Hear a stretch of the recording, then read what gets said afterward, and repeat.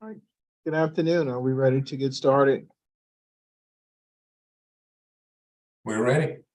I think we're waiting on the folks from the conference room. They may be having some technical difficulties getting Okay. logged back in. Okay, not a problem.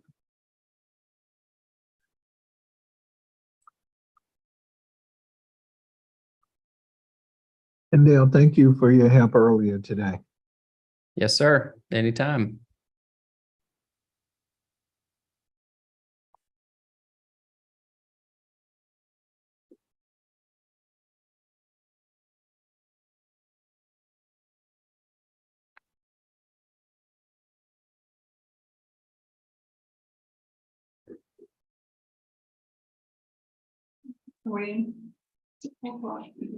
Okay. Hello. Hello. Welcome to our board meeting, and I see that we have two. We don't have a quorum yet. Okay, you want to wait a few more minutes to get a quorum? Actually, there's some items, Robbie, that we can go ahead and start. Dale, do you have the numbers of Norris, all the people that are missing? Could you start tapping them, Lori? I see Jennifer Irvin on here. Her camera's just not on, but she's with us, so that would make 3. Oh, party's on. Okay, and we know that Nathan is not here, and so we won't expect him. So I think, well, Norris is the only one we're missing. And if you'll work on that, Dale, we'll go ahead and get started, Robin. Okay. At this First of all, time, go ahead. oh, pardon me, go ahead. All right, at this time, we'll call to order. Do we have a motion to approve the agenda, to adopt the agenda for today? So That was Lori Allison who approved. Do we have a second? Second, this is Jennifer. Thank you, Ms. Irwin. We have the second. All right, so do we have a motion? All in favor, say aye. Aye. Or Any any opposers? None, so we can move forth. All right, next item on the agenda is number 3, approved minutes from March 28th of 2023. I'll give you a few seconds if you haven't had an opportunity to read those.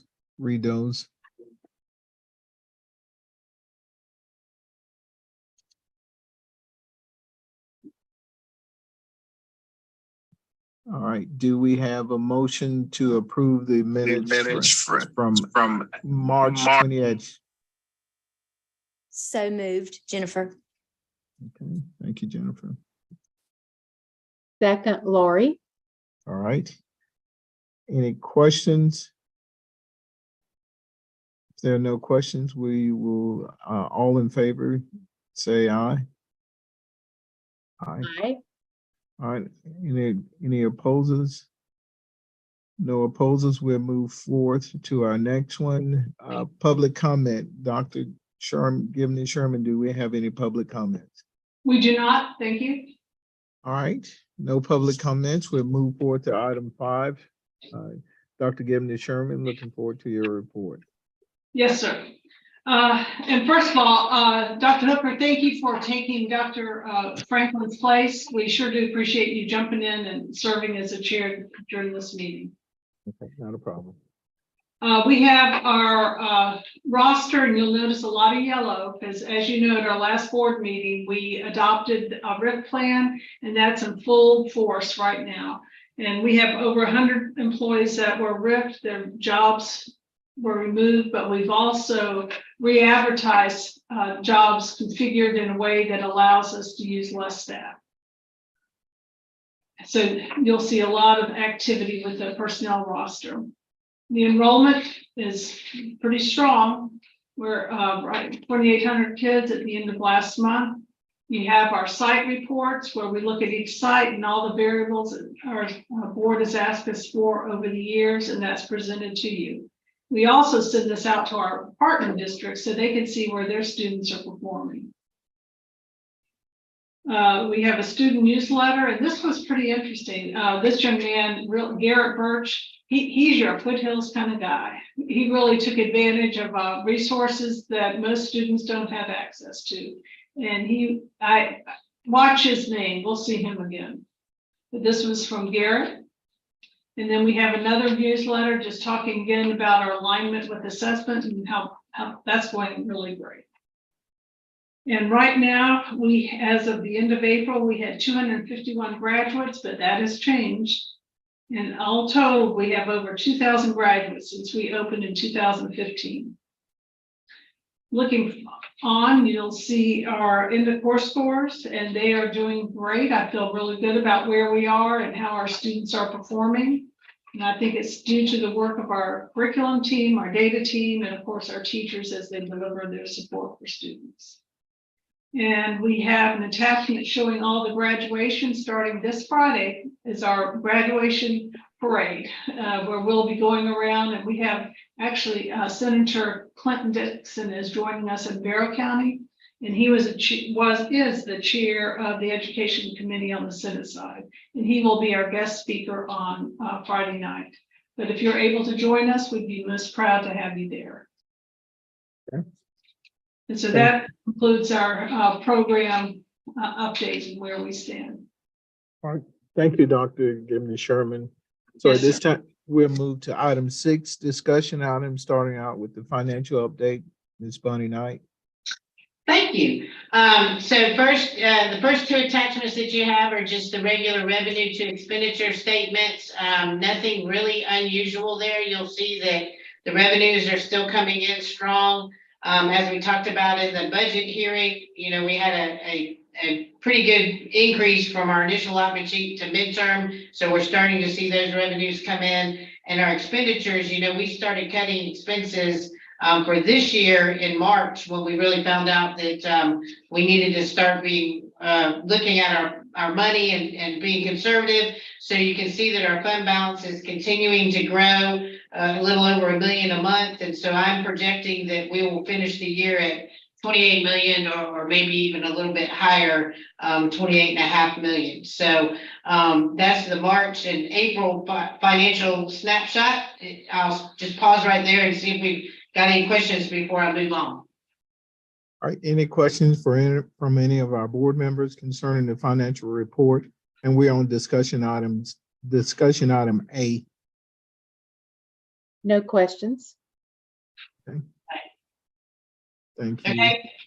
And then the other attachments, just real quickly, are the investments, the cash investment summary and the treasury bond investment. And just good news is, of course, with the uptick in the economy, we're beginning to gain cash value there. And so we're getting back to our original investment, which is good news. And then we've got the grants listings, and you can see that we're spending our federal money and how we're spending it. The funds consolidation sheet, nothing really unusual there. I will say that we are looking at, we have typically at Foothills carried our federal funds all the way through till September 30th.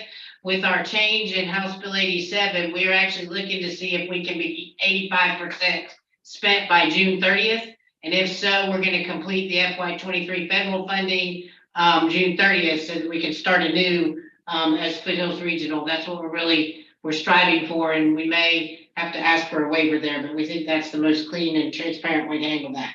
And then the last attachment is our Heartland financials, which you'll see them here, and then you'll see a June 30th end of the year financial, and then that will go away because Heartland will be part of Foothills Regional High School. So any questions about those? But all of them still look very stable and in good shape. Any questions from our board members? If there are no questions from our board members, we'll go to item B. Dr. Gibney Sherman. Yes, the unemployment date update. We're starting to get, actually, it's been going a couple months now. People are starting to finally get their refunds from the Department of Labor. And they are in turn reimbursing Foothills since we gave them a temporary loan when we went through the pandemic issue. And so I'm just really proud to say that we've already received $14,345, and there's actually some more that's due back, but we are right close to getting our money back that we put out to our people, and I'm very proud about that. Thank I was you. glad that we could help our folks and that our folks are now getting reimbursed. It just took 2 years. Okay, slow process. All right, item C, legislative update, Dr. Sherman. Give me Yes, some- sir. Yes, we are all over this. And actually, during the budget hearing, I just got a phone call from Stan Davis, who is now the interim superintendent of Mountain Education Charter High School. And that is one thing that impacts all of us. Wayne Lovell is no longer the superintendent of Mountain Ed, and Stan Davis is. And he was asking for some guidance. So I'll get back on the phone with him later. We are moving down the track and really working around the clock to make sure we are prepared and ready for July 1. And I do need to point out Dale and Bonnie have been right with me every step of the way, and there's been a lot going on. We have a new school name that we will adopt today, and we're calling ourselves Foothills Regional High School. Regional because we serve a large region, and high school because we are a high school. And that'll be as of July 1. And we have the intergovernmental agreements that we have shared with our facilities partners, and this shown on the screen. And I've gotten great response, and I'm just so proud of our superintendents and school districts and board members who have reviewed this, and most of them are getting them signed, or I should say approved, this month or next. And once that's done, we'll send around DocuSign so everybody can sign on the same document. There's a companion document that's roles and responsibilities, and that's being signed. And a big thank you to Dan Murphy, our attorney, for working right with us. He's with us every step of the way as we've gone through this. And I actually was able to use our old region intergovernmental and just modify it to make sure it matched the law. And then the roles and responsibilities tailored very much like you'll see in college and career academies. And so this has gone quite well. What we'll do next week is we'll create one for systems like Oconee, Gwinnett, etc., where we don't have a facility, but we need an MOU in order to serve their kids. And so we have like about 80 plus school districts. And so we have a lot of school districts to get those from. But the goal was to take care of our partner sites first. And this would be a good time to tell you, and we'll see later, actually it's the next item. Elbert County's board officially approved to be a part of Foothills. And so with your approval, they will become part of us, and they'll be involved in this intergovernmental agreement as well. Unfortunately, I found out that we can no longer serve Franklin. And personally, that bothers me like a lot. But I have to move forward and get mad later. What I've asked for, if we could please at least be able to serve the kids that are grandfathered. And so I left the DOE with that question. And so my greatest hope is that we can stay with those kids in Franklin until they're finished with the modified staff as needed. Franklin is a wonderful site. They've done a fabulous job, and I could not be prouder of the work that's happened in that system. And it just literally makes me sick. I don't know how else to say it. So that just happened today in one of our 2 phone calls with the Department of Ed dealing with this transition. All right. We talked about the RIF, we're underway, and what we're doing is we're tracking every person that had to experience RIF, their status, if they resigned or if they were able to get another job within Foothills, or exactly what's happening. So we're tracking that to see how our people are doing.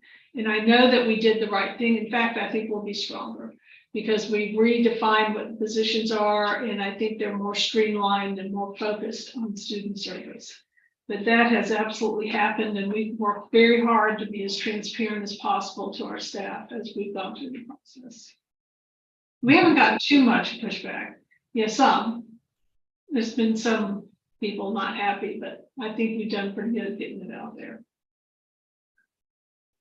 All right, item 4, policy and governance bylaws review. Because Thank you. you've already spoken about the Everett County site. I did. And what we're going to have to do is go through, this is really kind of connected to E, is that we have to form a new board that will start July 1. And we were successful in and thank you, Robbie, in getting 5 of our partner districts to agree to serve on the board for next year. We have to have a vote. And so what we'll do after this meeting, if you approve this slate of officers, is send out a ballot electronically, asking all of our partner districts to please approve or not the slate of officers or voting members of the board starting July 1. And we will open that and we'll for a period of time and close it. And so we'll have in the records that we have 5 voting members, we've had an election, and they begin July 1. A task that we have to do, Robbie, is go through our existing bylaws and edit them to match House Bill 87, because there's a lot of procedural things that are different. But we'll get that done as a draft for the new board in July. The other thing we'll do, Robbie, is ask these 5 members, should they be elected, to elect their own chair and vice chair. And then to let us know by July 1 who will be serving in those 2 roles. So I'll pause right there, and that's what we have going on there. All right. So we'll move down to item F. Dr. Simpson, Dale. Governance training documents. Yeah, if you would, and this will become an action item. Okay. Yes, sir. We are very pleased that we have all green checks with our governance training plan for this year. And as you will remember, we had the DOE approve a special program this year to where it didn't duplicate, the governance training that you were engaging in your home districts. And so we're really thankful to them for allowing that. But we're all complete at this point. Chrissy Coyle will be sending out a DocuSign envelope that has several documents in it after the meeting. And one of those documents is the DOE's final sign-off form. So as soon as you get that, if you could get it back to us, we'll get our information submitted to the DOE and check this one off the list. Okay. Thank you so much for that report. Item G, Dr. Gibney Sherman. Yes, sir. And I should say this, under House Bill 87, they have us under the DOE rules for governance training. So Robbie, it's just as you do for your board meetings, because we were like in between. We were not anything. We had charter had the rules and the DOE has the rules. Now we're just like you. So the rules you have to follow are the rules we have to follow. And so, which brings us to the dates. One thing that's different is that we only meet 4 times a year. Now, of course, if anytime the board feels like we need an additional meeting, we can convene. But we have the dates from the 4 times a year and they're listed. And we also can use the governance training by example that Walton is hosting, Lori, and that can count as our whole board training in October. And so whenever we can economize time and efficiency, we will work to do that. And that is a good improvement in my mind. All right. Those are the dates. And then policy revisions. You want to go through these real quick, Dale? Certainly. The first policy that we are proposing amending, it relates to graduation requirements. We seek to remove the career development course as a course graduation requirement that is specific to Foothills. That goes beyond the state graduation requirements. Our students would still complete the 23 required units and courses for graduation, but we would just again remove that career development piece. That is not to say that career development is not important, but we are looking at an exciting new way of providing that for that need amongst our students through annual counselor and career specialist conferences, where it's not one course that they complete and then they're done with it, but rather they're revisiting that at least on an annual basis. This is a little bit different. Typically, policy amendments we would bring to you and place on the table for 30 days. but our Right. policies do allow for urgent changes such as this to take place sooner. And our thought is that we would like to open up the opportunity for students to graduate and not be held back by this requirement that is going away anyway. And therefore, we're bringing that to you today in hopes of voting on that and putting it into place effective immediately so that we're able to get those students to graduation. The other two policies relate to GBI and the GCIC feedback that we received on our criminal background checks and fingerprints. And so they provided us with sample policies for things such as offsite storage and training of staff members and appeal procedures should an employee have adverse employment action based on their criminal background check. And so we utilized those to develop the policy, and all three policies were also reviewed by legal counsel Dan Murphy as well. So those are the three. Actually, it's one policy and two regulations, excuse me. Okay. All right. Thank you for that update, Dale. At this time, we'll move to Dr. Gibney Sherman. Yes, we have an annual contract, actually two that are outside of the norm. We have a contract with the Department of Corrections, and we have a contract with the Department of Defense. The Department of Defense contract is for the kids that we serve at Fort Gordon and Fort Stewart at the Youth Challenge program. The one we have today is with the Department of Corrections, and Jennifer works with us on this. And this is really, there's not any really big changes. The biggest change is we are closing down Arundel and opening up McRae. And we've already hired the two site directors, and we're in the process of training them so they know what they're going to be responsible for when McRae opens at approximately September. Jennifer, I don't know if you want to say anything about this. Just that we are trying to, I guess, get a date whenever all of this is happening, Sherry. I know it's going to happen fast once we get the go ahead, but I think we've got everything written in the contract so that we can just, make the move happen and not really have anything holding us back. We'll just be able to go once we are ready to go. And we're perched and ready. And we're in the process of training the site directors. We're using the Burris campus for that. And one of the directors used to work for us at the BIB site, so he's familiar with our how we operate. And so I'm confident that we'll be fine. As soon as we get a date, we'll target and start moving. Yeah, that's going to be great. Thank you, Jennifer. Okay, let's move down to J, Dr. Gibney Sherman. Yes. Let's see. Yes. Name. Oh, wait.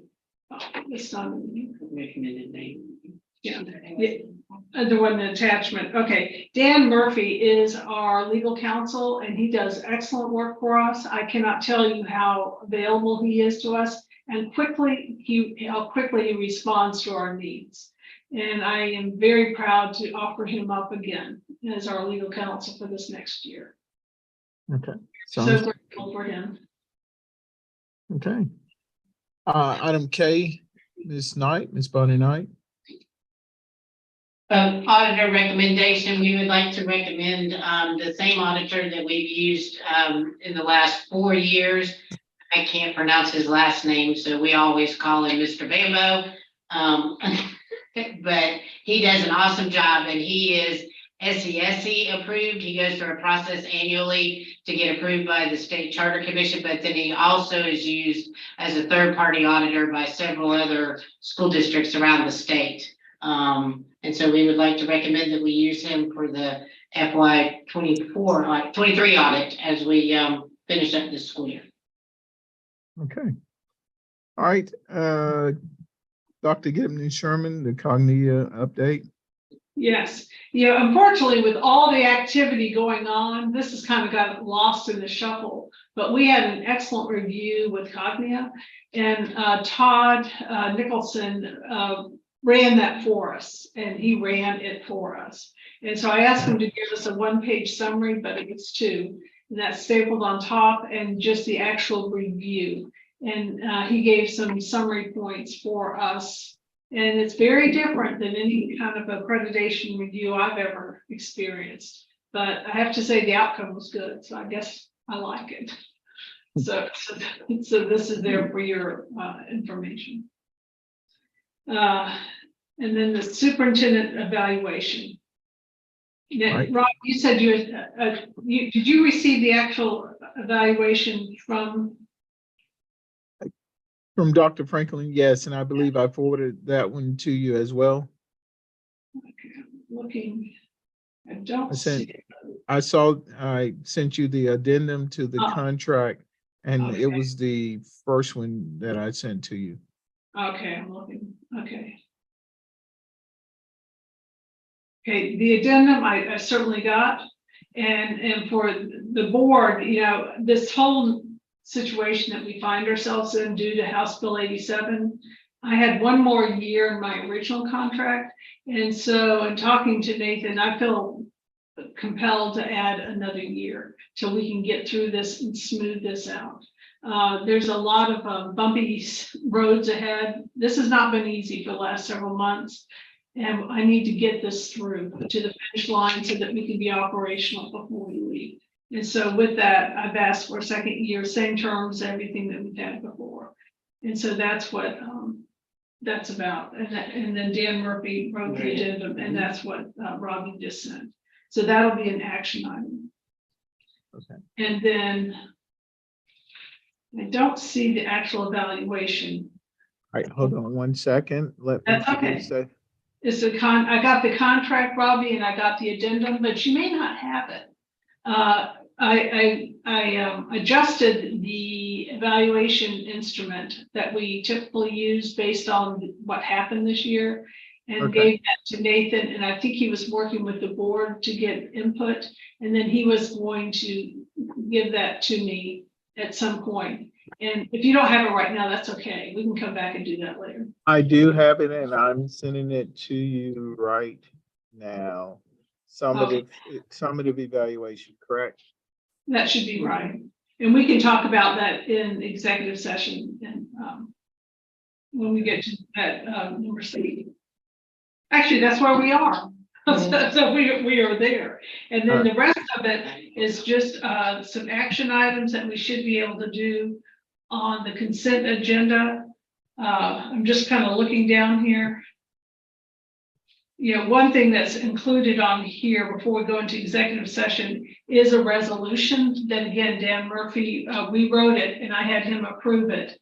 And that is the board's acknowledgement that and approval of transitioning from a state special charter school to a state completion school. And that resolution is required as a part of this process. And so literally we'll send it to the DOE after we're finished with this meeting, should you approve it. And the new name we already talked about, the new site we already talked about, Elbert County is approving that. And everything else on here, including the tentative budget that was in the budget hearing, will be on the consent agenda.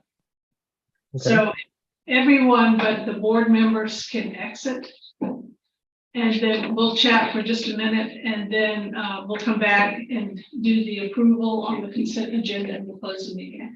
Remind me how to get. Hey, Christy, can you stay just, I'm gonna open a breakout room since I cannot leave the meeting. And so everybody can join the room for executive session and we'll stay in the main lobby of the virtual meeting. Okay. Just a second. I got room 138. Conference room. Dale, are you in executive session? No, just me. Okay, conference room. Conference room. Dr. Irvin, Miss Allison, and Dr. Hooker. I'm going to open the rooms. You can go ahead and join.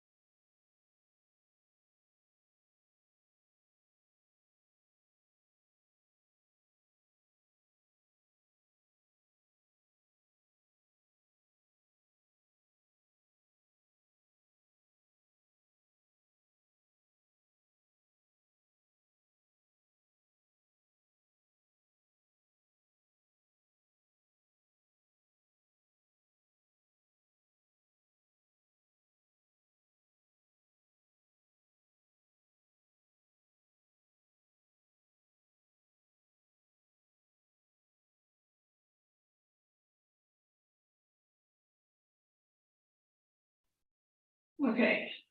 Okay, well, I'm back. All right, Okay. We're back. Sounds good. Let's go back to the agenda. We have the consent items. all right. So do we have to have a motion to adjourn out of an executive session? We do. All right. Can I get a motion to adjourn out of executive session and return to regular session? So moved, Lori. Jennifer, second. All right, thank you. Any questions? All in favor, say aye. Aye. Aye. All right, we're back in regular session. Dr. Gibney Sherman, we're moving to action items, the consent agenda. And do we have a motion to approve all the items listed on the consent agenda? It's A through P. P is the one that we just added after our budget hearing, where we Okay. put the tentative budget. Oh, P. I apologize for that.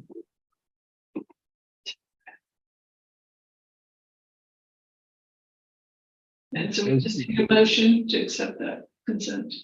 This is Jennifer. So Go ahead, Ms. Irwin. I make the motion to accept as is. Okay. Second, Lori. All right, any discussion? If there's no discussion, all in favor by saying aye. Aye. Aye. No opposers, so ayes have it. So we have approved the action items. Our next item on the agenda is to adjourn. Do I have a motion to adjourn this meeting? So moved, Lori. All right. Second, Jennifer. All right. This meeting, any questions, discussions? Actually, Robbie, if I could point out, our next meeting is a budget hearing meeting, and that's on Tuesday, June the 13th. And we would like to host a thank you to our parting board members at 3 o'clock at the regional office. And so we will send out a reminder if you're available to come and let us say thank you for supporting Foothills, particularly this past year. And so that's on June the 13th at 3 o'clock in the Foothills boardroom. All right, sounds great. Okay. All right. All right, if there are no more items, we have a motion to adjourn. It's been second, and we've had discussion, so our meeting is now adjourned. All right, thank you so much. Robbie, thanks again for jumping in.